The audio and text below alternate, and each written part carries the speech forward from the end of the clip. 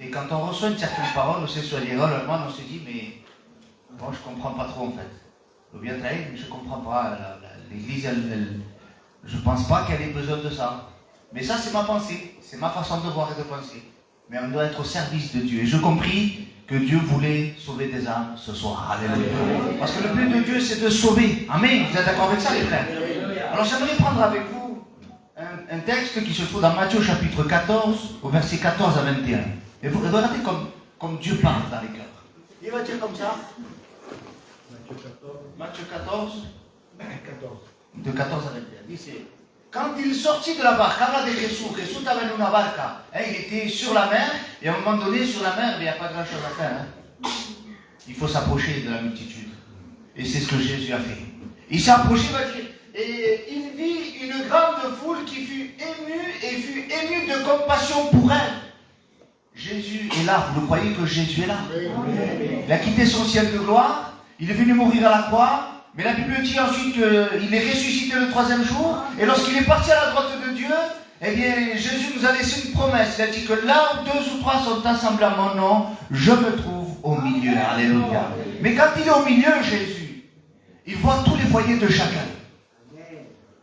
Et quand il voit certains foyers, bien, il partage la joie. C'est-à-dire qu'il y a des foyers qui sont en paix, qui sont tranquilles, qui sont travaillés, ils ont leur petite vie tranquille. Mais il y a d'autres foyers qui passent par des problèmes, par des tribulations, des soucis, des tracas. Et là, Jésus, dans son regard, il voyait tout. Il dit, il fut ému de compassion. Qu'est bien. On a un Dieu qui a de la miséricorde, de la compassion pour chacun de nos vies. Ça, dans le monde, on ne peut pas le trouver. Il n'y a qu'en Christ, Jésus a compassion de nos vies. Alléluia. Et il dit, et il guérit les malades. Bendito sea Dieu. Comme il continue, il disait, le soir étant venu, les disciples s'approchèrent de lui et dirent, ce lieu est désert. Et l'heure est déjà avancée. Renvoie la foule à peine qu'elles aillent dans les villages pour s'acheter des vivres. C'est normal, les disciples ils ont des réactions normales, c'est des êtres humains.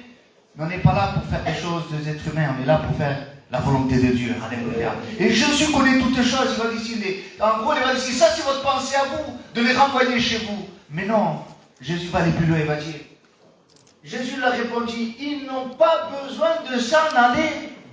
Ils n'ont pas besoin de ça. Nous, on croit qu'ils ont besoin de ça, mais Dieu sait de quoi réellement tu as besoin.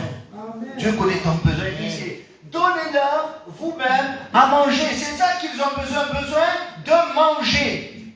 Et les disciples vont dire, je comprends ce que tu dis, Jésus. Lo entiendo, la gente que no come, que no le gusta comer. Claro, bien sûr, mais on n'a pas de quoi, nous. Et les disciples ont reconnu leur besoin, leur nécessité de dire, mais Seigneur, devant de si grand nombre de personnes, je ne peux pas, moi, donner à manger. Il va décider. Au verset 17. Mais ils lui dirent, nous n'avons que ici 5 pains et 2 poissons. Vous croyez que c'est suffisant, vous? 5 pains, creo que c'est ici la verdad. Un foyer de 4 personnes, 5 pains et 2 poissons. Ahí bastante. Los niños te comen por la pata. Los niños comen mucho. Imaginez, 5 pains et 2 poissons. Et devant Jésus, il y a une multitude. Et la Bible dit que plus tard, il va y en avoir 5000 hommes, sans compter les femmes et les enfants. Alors imaginez un peu. Aunque lo corte a piacillo, c'est pas possible. Personne ne peut pas prendre son compte. Mais avec Dieu, l'impossible, c'est sa spécialité. Alléluia. Comment c'est impossible? Et il va leur dire, on n'a que 5 pains et 2 poissons. Et Jésus leur dit, le plus important, c'est pas que tu aies 5 pains et 2 poissons. Le plus important, c'est que tu me les donnes. Alléluia. ¿Qué es lo que tiene? ¿Qué tiene en tu casa? No tengo grandes cosas, Señor, pero dáselo al Señor. Dios no busca oro ni plata, il ne cherche pas de l'or, de l'argent. Il cherche un cœur, alléluia. Et ça, on en a tous un. On a tous un cœur. Ahora, ¿qué lo que hacemos? ¿Se lo demos al Señor o no? Y la Biblia dice que quand ils ont amené ces 5 pains et ces 2 poissons, allez-y, il les fit asseoir. Il fit asseoir la boule sur l'herbe. Il prit les 5 pains et 2 poissons. Qué bien, Señor lo coge y lo cuida. Et là, regardez ce qu'il va faire, ce qu'il va dire. Et levant les yeux vers le ciel, rendit grâce, que bien. Que de tu corazón a Dios. Señor, je n'ai pas grand chose. Que tengo mi casica, tengo mi vida, te la entrego en tus manos. Y Dios va a hacer algo de miraculeux avec ta vie. Regarde ce qu'il est capable de faire. Dice, puis il rompit les pains et les donna aux disciples qui les distribuèrent à la foule, dice au verset 20. Tous mangèrent, que bien. 5000 hommes, con 5 panes y 2 peces. Todos han comido, sí, parce que l'impossible, c'est la spécialité de Dieu. Dans la situation que tu es, Yo no hablo por una casa particularmente, hablo por toda la casa. N'importe quelle situation. Seigneur, c'est impossible, on ne peut rien faire. Donne ton cœur à Dieu.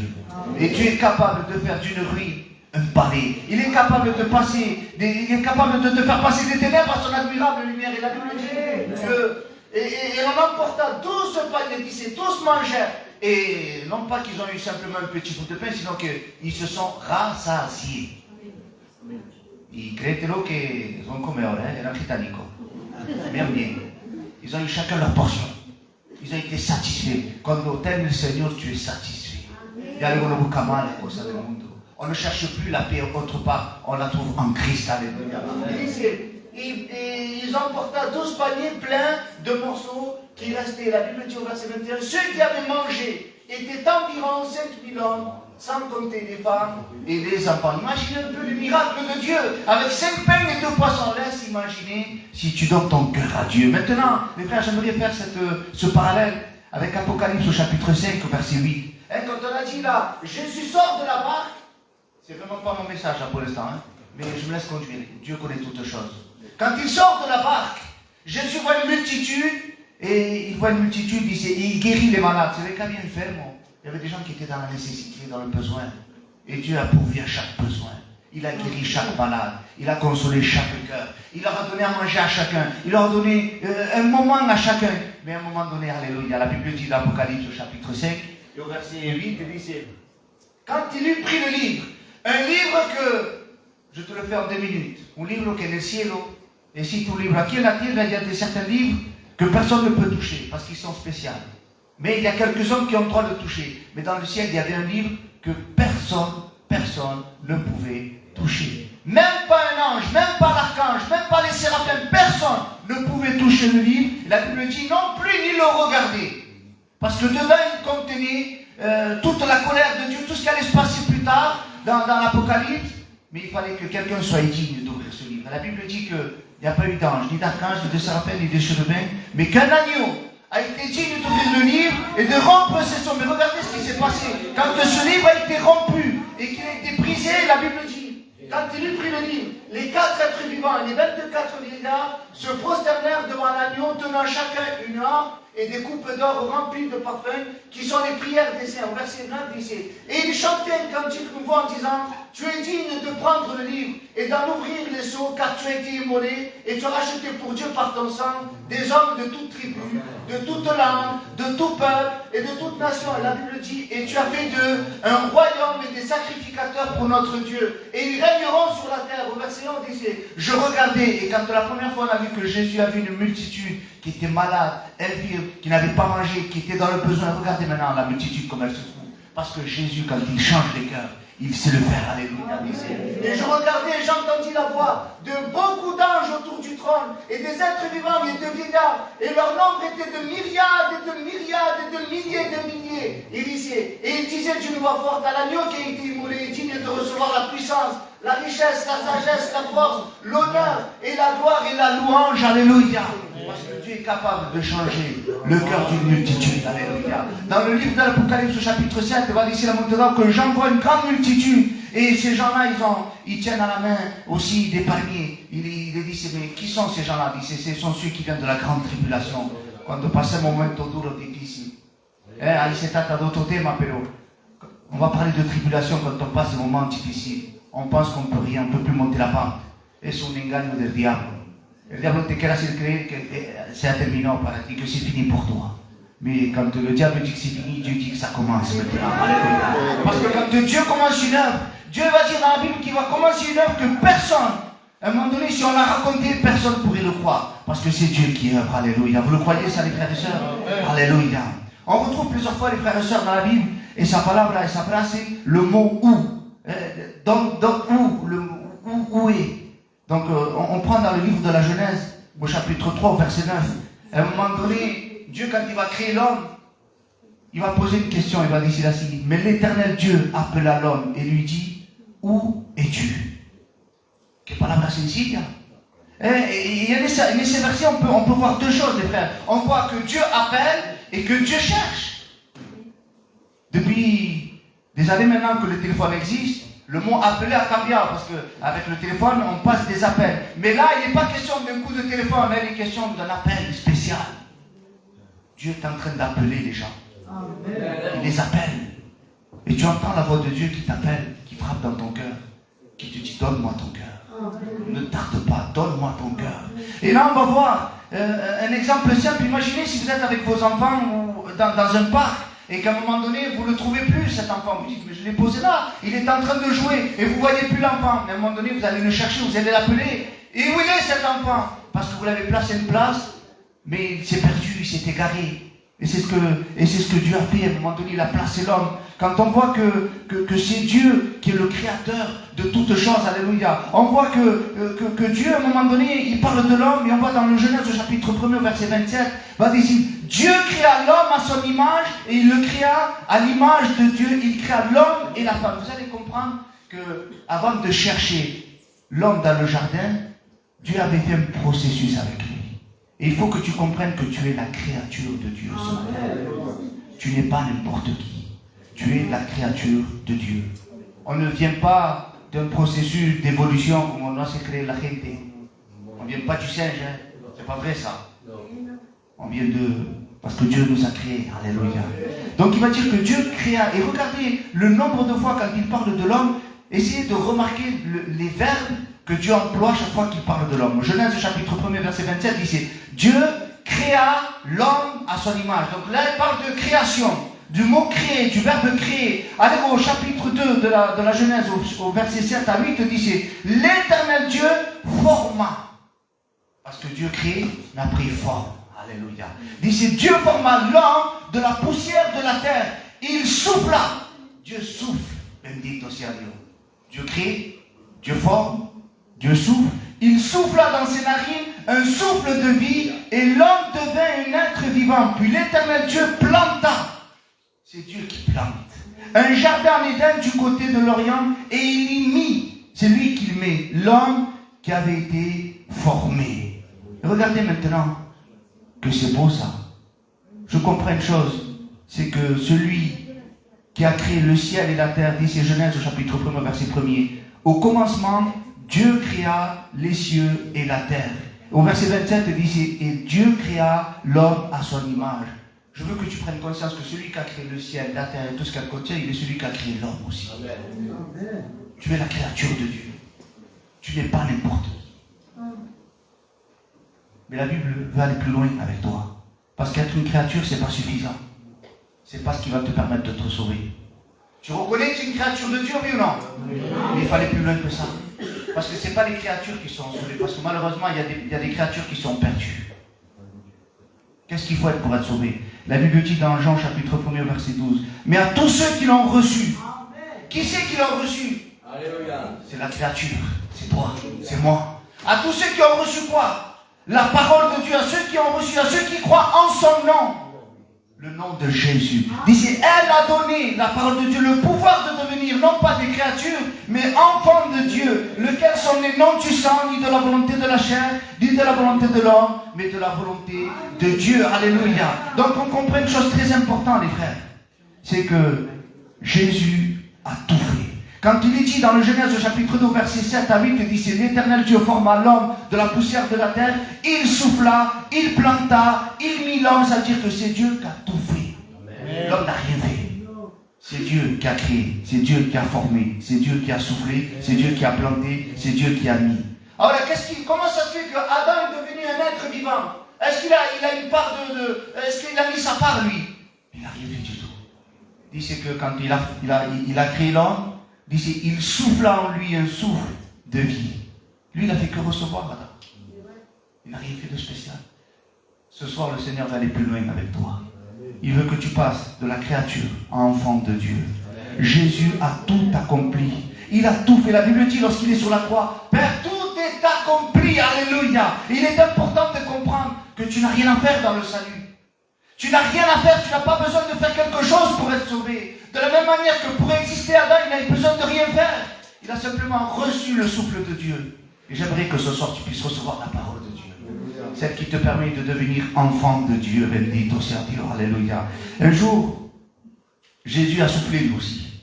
Dans l'évangile de Jean, chapitre 20, verset 22, disait, après ces paroles, Jésus souffla sur eux et leur dit, recevez le Saint-Esprit. Alléluia. C'est la seule fois où Jésus a soufflé.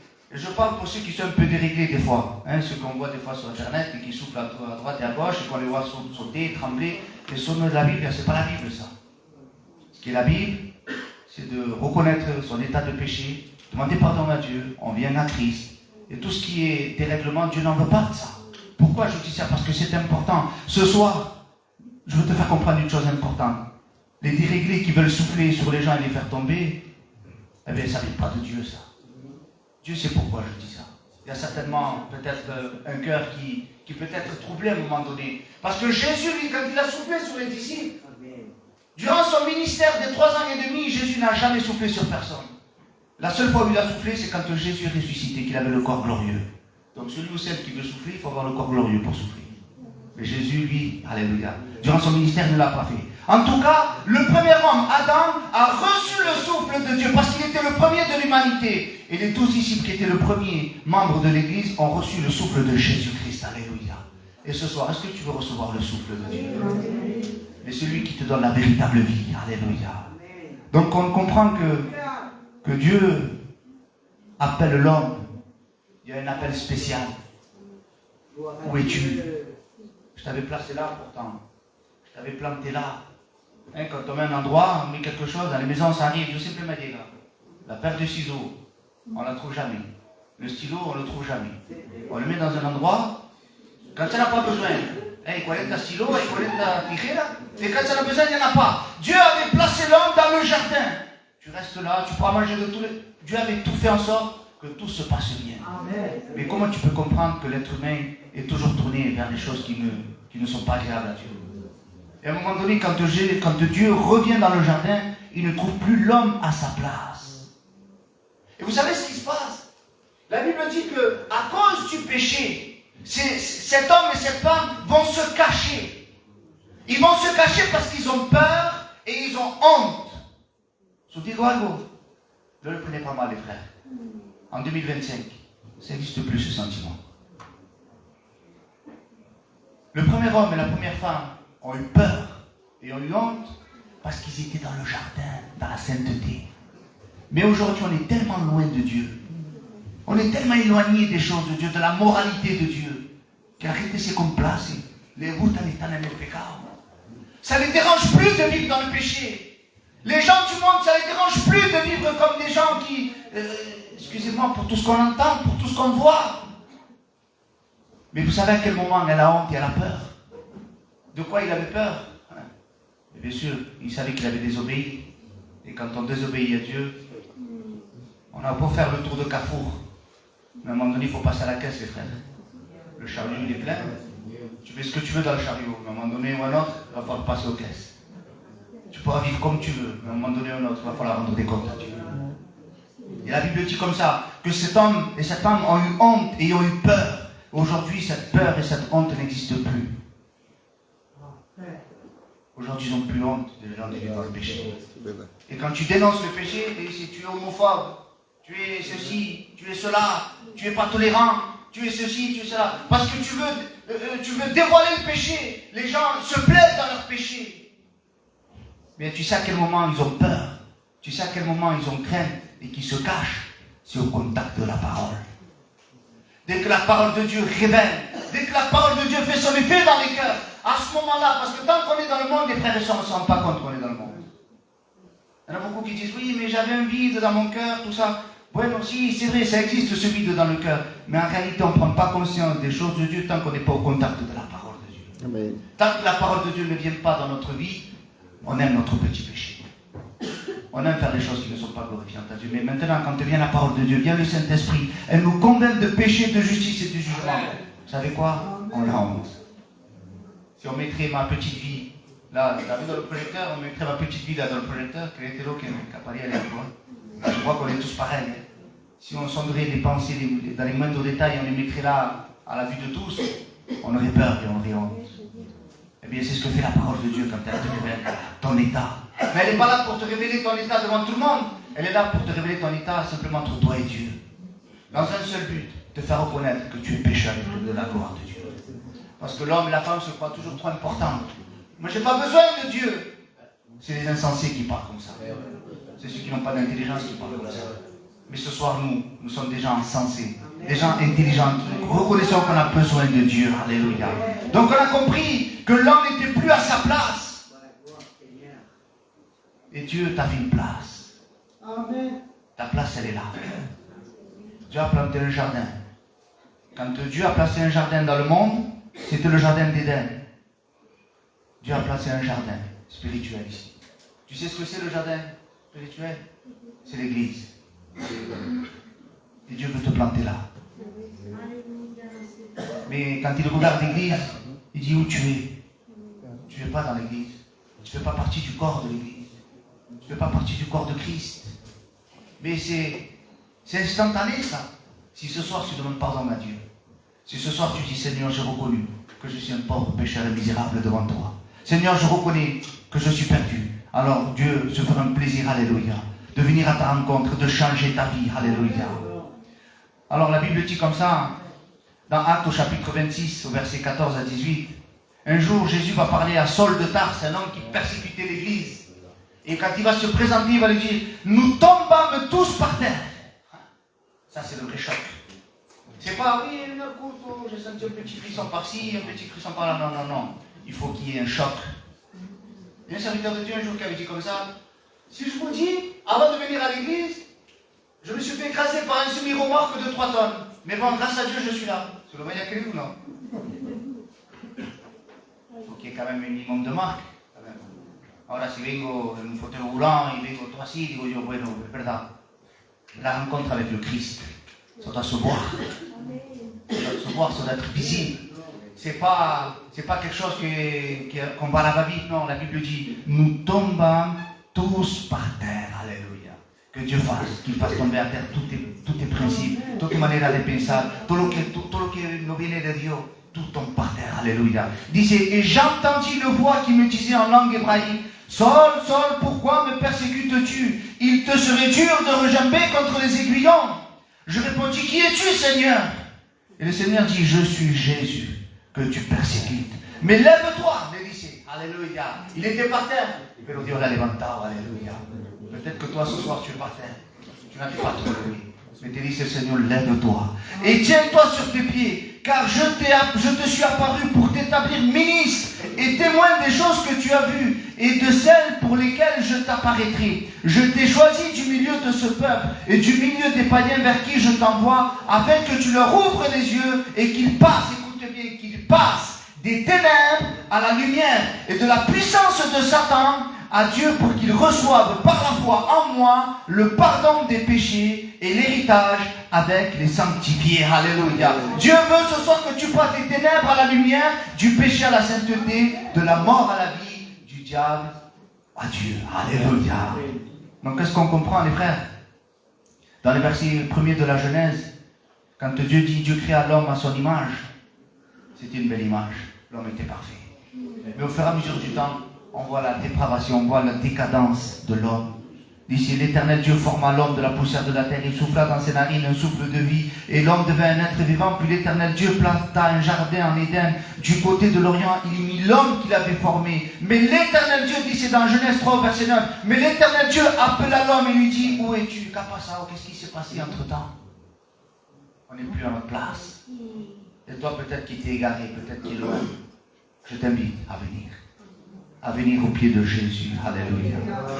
La Bible dit dans Matthieu chapitre 19 au verset 21, Jésus lui dit, si tu veux être parfait, si tu veux suivre le Seigneur, va, vends tout ce que tu possèdes, donne-le aux pauvres et tu auras un trésor dans le ciel, puis viens et suis-moi. Alléluia. Quel appel Dieu te fait, viens et suis-moi. Viens et suis-moi.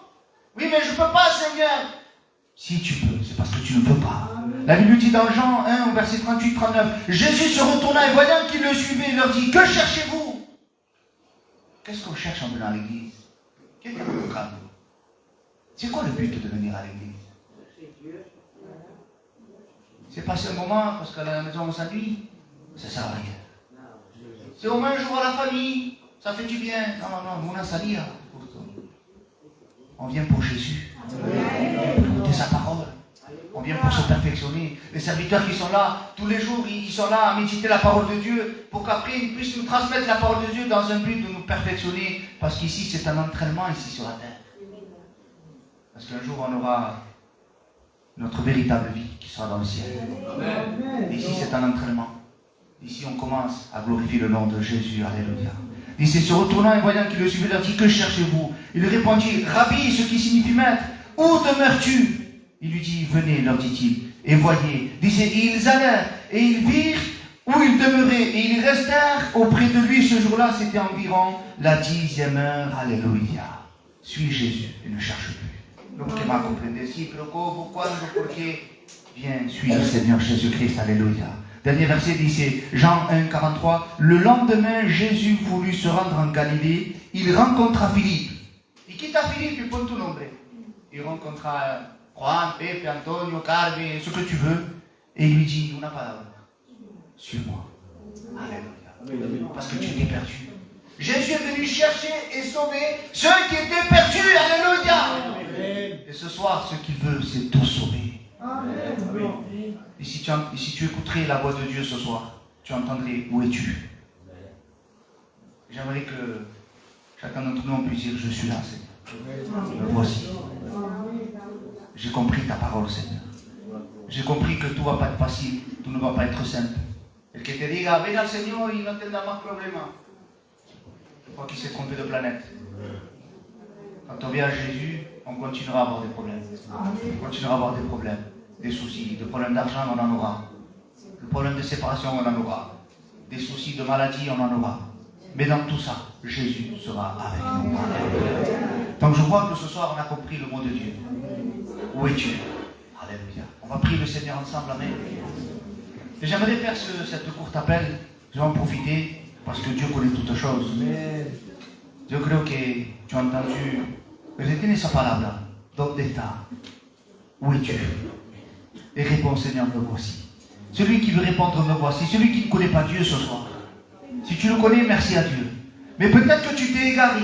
Peut-être que tu t'es éloigné. Je t'invite à lever ta main et de dire, Seigneur, me voici. Et toi qui ne connais pas Dieu ce soir, toi qui viens peut-être a lo mejor, que nunca has conocido las cosas de Dios, levanta tu mano y dice, Seigneur, aquí estoy.